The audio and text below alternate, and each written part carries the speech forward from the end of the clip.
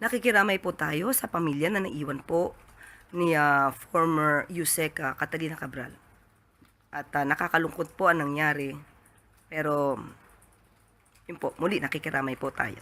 Good morning, Yusek. Following the death of former Undersecretary Cabral, what is the palace's directive on the investigations or inquiries surrounding yung mga kaso or allegations sa kanya?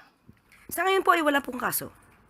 I mean, sorry, inquiries or investigations concerning projects involving former Undersecretary Cabral.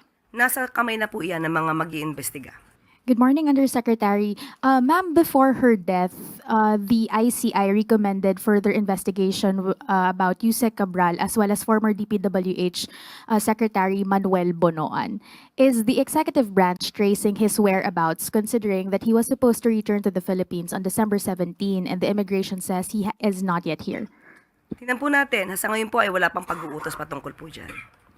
Just a follow-up question, how urgent is this issue for the palace considering that a key witness died, another person of interest is nowhere to be found in the Philippines, and Zaldico is still at large? Okay, ginagalang po natin muna pansamantala ang pribadong buhay at ang pamilya po ni Yusek Cabral. Sa ngayon wala pong pinag-uutos ang Pangulo at muli walang kaso. At kung meron man pag-iimbis ng gagawin, bahala na po. Nasa kamay na po ito ng mga investigating bodies.